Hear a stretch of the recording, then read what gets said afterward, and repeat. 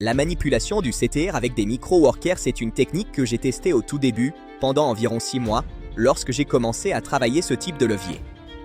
Le principe consiste à rémunérer de vraies personnes, appelées micro-workers, qu'on trouve sur des plateformes comme microworker.com, pour effectuer des micro-tâches précises, comme rechercher un mot-clé sur Google et cliquer sur un résultat donné, afin de simuler un comportement utilisateur réel. À cette époque, j'ai obtenu quelques retours positifs. Aujourd'hui, c'est devenu beaucoup plus délicat, principalement parce que Google est bien plus avancé dans l'analyse des signaux et des comportements. Le premier problème vient du fait que la majorité des micro-workers se trouvent hors de France. Cela implique très souvent l'utilisation de VPN, d'IP douteuses ou de géolocalisations incohérentes.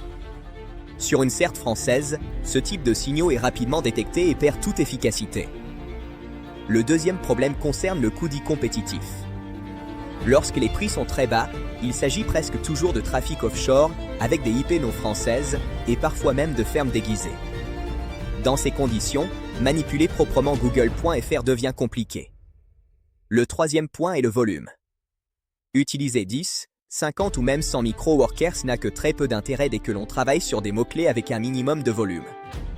Pour espérer un impact, il faut des centaines, voire des milliers d'actions, tout en conservant une vraie cohérence de comportement. Cela ne signifie pas que la méthode est totalement inefficace. Si l'on parvient à constituer une petite armée de micro-workers basés en France, avec de vraies IP françaises, sans VPN et avec des comportements crédibles, l'impact peut devenir significatif.